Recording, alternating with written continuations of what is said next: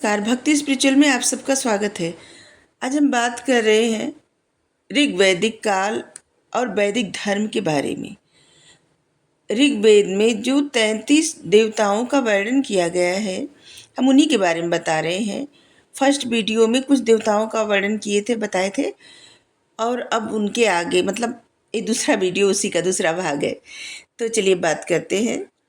इंद्र इंद्र को उपाधि दी गई है मघवन, गोपति, विश्व स्वामी, पुराकालिक, वीर, हरिकेश, वज्रबाहु, बज्री, पुरभित, स्कंभियान, बृहदहंता, शक्र, माधवा, पुरंदर, तोनन, पुंडरीक, अपसुजित, सप्तहन, वृषभ, सप्तरश्मि, रतेष्ठा, सतकतु, फसलों का संरक्षक, उर्वरजीत, नदियों का नेता, सुनासीर, सोमपा। सबसे अद्भुत बात यह है कि इसमें का एक प्रश्न बहुत बार हम देख चुके हैं क्वेश्चन पेपर में। वो है जो पुरंदर, इंद्र का नाम जो पुरंदर है, ये देता है एग्जाम पेपर में। ठीक है, अगर आप किसी चीज़ का प्रिपेयर कर रहे हैं या कर रही हैं तो आपके लिए बहुत बेहतर होगा ये पूरा सुनना। सिर्फ यही नहीं, जितनी वीडियो डाले हैं ना, जितने अपलोड किए हैं, आप सब सुनिए। आपके लिए बहुत अच्छा रहेगा और आपके लिए ना आपकी तैयारी में बहुत काम आएगा। ठीक है, चलिए। और इंद्र की विशेषता ये है कि ऋग्वेद का लगभग 1/4 सूक्त इंद्र को ही समर्पित है। सबसे ज़्यादा सूक्त जो है ऋग्वेद में इंद्र को ही समर्पित है। कौटिल्य ने अर्थशास्त्र में इंद्र को 1 सहस्त्र सदस्यों वाली मंत्रिपरिषद का भी उल्लेख किया है और इसी कारण इंद्र को सहस्त्राक्ष भी कहा जाता है। इंद्र जो हैं वो आर्यों के युद्ध के देवता थे, यूं बादल के देवता, जो वर्षा भी कराते थे। इसको तो आप जानते होंगे, श्री कृष्ण सीरियल अगर कभी देखे होंगे तो किस तरह से कृष्ण भगवान जी जो है इंद्र की पूजा करने से मना करते हैं और वो बारिश बहुत करते हैं। तो बस जब वो जो है पर्वत उठा लेते हैं अपनी उंगली पे, और इसीलिए उनका नाम गिरधर भी पड़ा कृष्ण भगवान जी का। तो हाँ, चलिए इसमें बात करते हैं। इंद्र के साथ जुड़ा सबसे महत्वपूर्ण कार्य जो है वो है सर्प, दानव, राक्षस, वृत्त का नाश और उसके द्वारा बाधित जल प्रवाह को मुक्त कराना। ये सब इंद्र का है महत्वपूर्ण कार्य, जो कि समझ लीजिए कि झूठ ही कहा लिखा गया है, मिथक। इंद्र ने सप्त सिंधु नदियों को प्रवाहित किया। आख्यायिका को वर्षा के जन्म को आख्यायिका भी कहा गया है। आख्यायिका को वर्षा के जन्म की आख्यायिका भी कहा गया है। नदियों के जन्म का आख्यान इंद्र के पराक्रम से जुड़ा हुआ है। इंद्र ने सप्त सिंधुओं को मार्ग दिया, शत्रुओं की संपत्ति को उसी तरह जीत लिया जिस प्रकार एक जुआरी जुए में जीतता है। दशराग युद्ध में जब सुदास शत्रुओं से घिर गया था तब उसने इंद्र को पुकारा और इंद्र ने स्वयं आकर उसकी मदद की थी। अब इसके बाद बात करते हैं रुद्र। रुद्र को उपाधि दी गई है। रुद्र को ऋग्वेद में जलाश तथा ठंडी दवाओं का स्वामी, जलाभिषेचक कहा गया है। इन्हें कपर्दी, माथे पर पगड़ी पहनने वाला, उषडीसी, त्रयंबक, आताई, चर्म का कपड़ा पहनने वाला, कृंतिवसान, ये सब वैदिक संहिताओं में इनको कहा गया है। और ये हम बात कर रहे हैं किसकी? रुद्र की, मतलब शंकर भगवान जी की।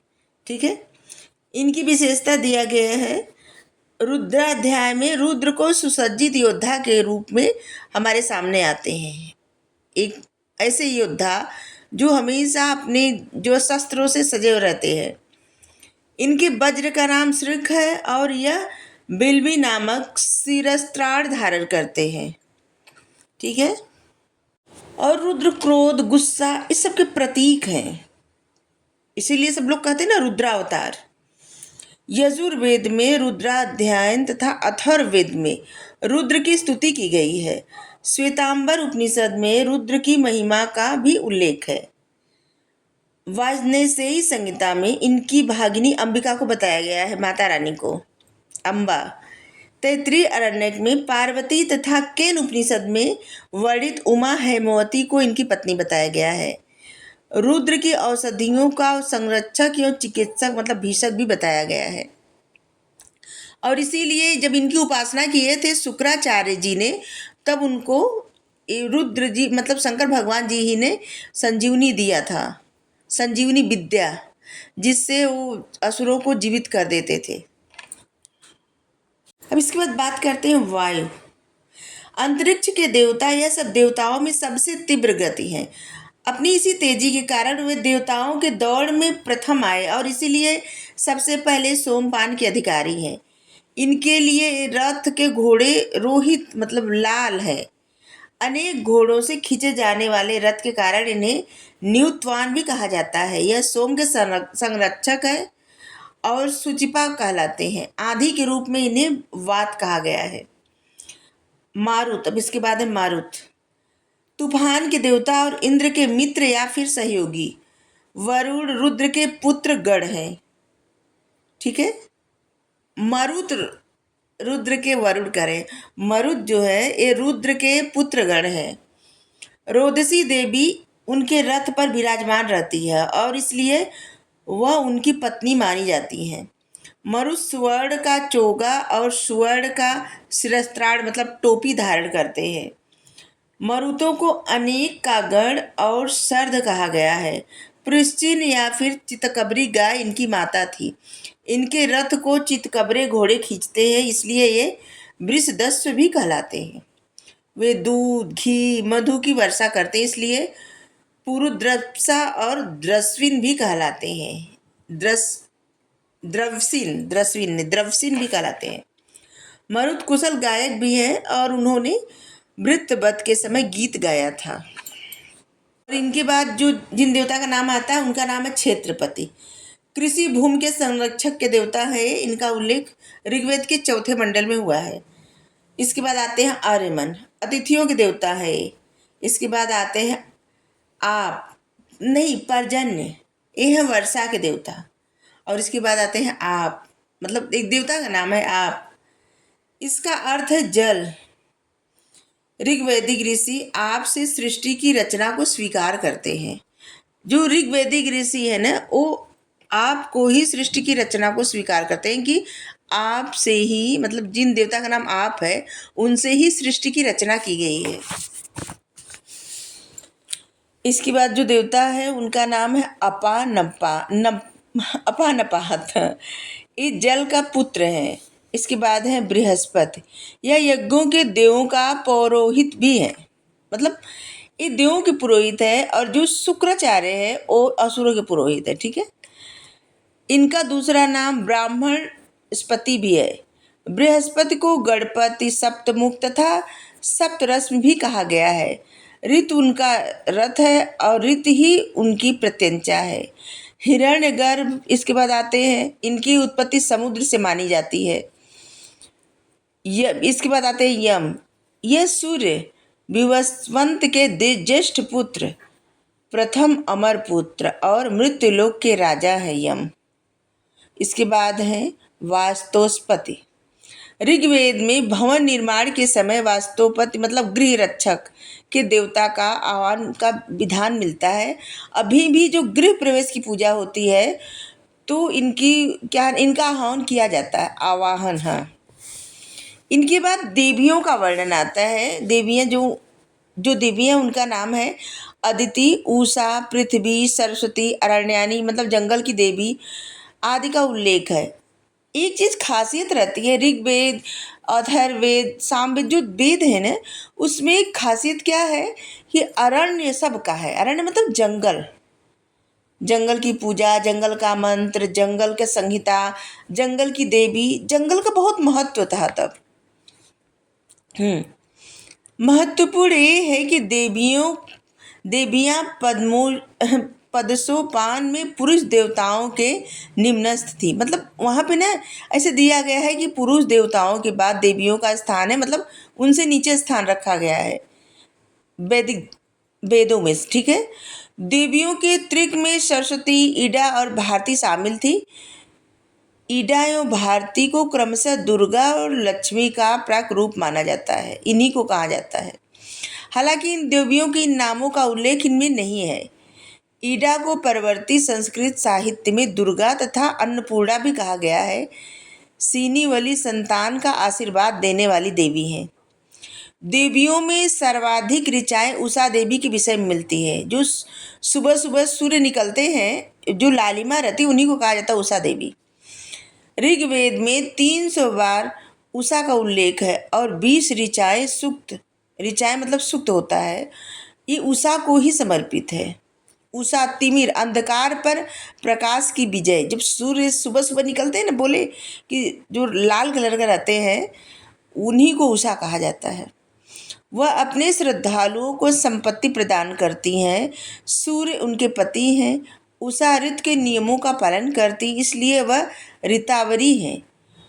उन्हें अमृत का प्रतीक अमृत केतु भी कहा जाता है, अमृत से केतु भी कहा जाता है।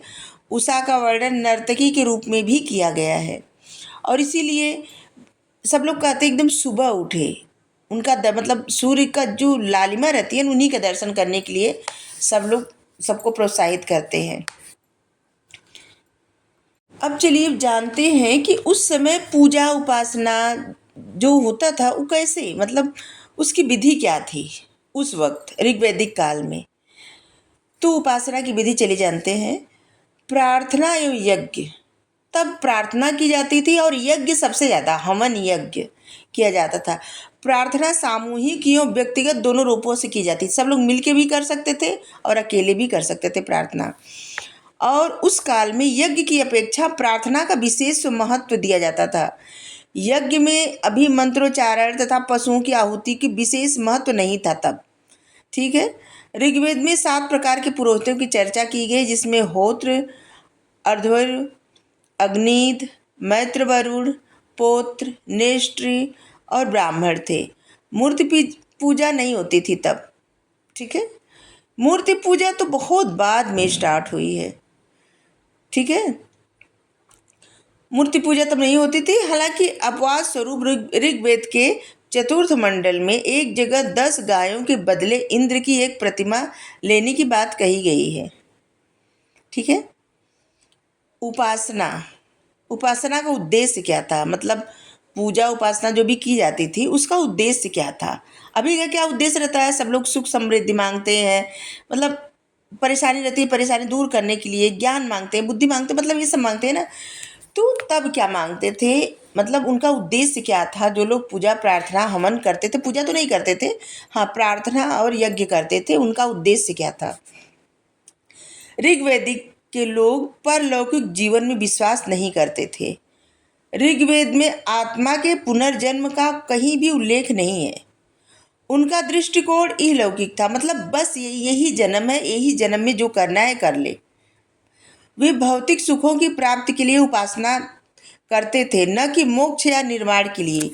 ये जो भी पूजा उपासना जो भी करते थे ना, वो अपने भौतिक सुखों के लिए करते थे कि सुख समृद्धि मिल जाए, राजा बन जाए, ये हो जाए, वो हो जाए, पुत्र प्राप्ति हो, ये सब के लिए पूजा प्रार्थना जो करते थे वो करते थे, मतलब प्रार्थना और यज्ञ करते थे। ये भौतिक सुख है, युद्ध में विजय, ढेर सारे पशु, खूब संतान, अच्छी खेती, कुल मिला के उनका दृष्टिकोण उपयोगितावादी और आशावादी था, जिसमें निराशावाद, काया क्लेश आदि को नाम मात्र भी झलक नहीं मिलती। लोग बहुत आशावादी थे, वो सब कुछ सकारात्मक सोचते थे और उनको लगता था जब वो करते थे ऐसा ना तो उनको प्राप्त होता था, जिसलिए करते थे और इसलिए उनकी उम्मीदें और बढ़ जाती थी। अथर्ववेद में कहा गया है, सैकड़ों हाथों से इकट्ठा करो और हजारों हाथों से बांटो। दान का बहुत महत्व है हमारे देश में, दान का और अतिथि का बहुत महत्व है, पहले से अभी भी है, माने या न माने कोई। वैदिक मंत्र विश्व शांति और विश्व बंधुत्व की उदात्त भावना से ओतप्रोत है। पहले भी वसुधैव कुटुंबकम और अभी भी ऐसे है। पूरी दुनिया के भलाई के लिए पहले भी किया जाता था, आज भी। हमारे देश में ऐसा नहीं था कि पहले जो वो सिर्फ अपने ही बारे में सोचा जाए, अपने देश के बारे में नहीं, पूरी दुनिया के बारे में पहले से ही सोचा जाता है। शुक्ल यजुर्वेद में इसकी बड़ी सुंदर कल्पना है। उसमें कहा गया है कि मित्र की दृष्टि में मैं सभी प्राणियों को देखूं और सभी लोग एक दूसरे को मित्र की दृष्टि से ही देखें। मतलब मैं सभी प्राणियों को ऐसे देखूं कि मित्र है हमारे, और सभी जो प्राणी हैं वो एक दूसरे को ऐसे देखें कि वो आपके मित्र है ऐसे। तो आज के लिए इतना ही। इसके बाद और भी बहुत कुछ है, आगे बताएंगे। Thank you so much.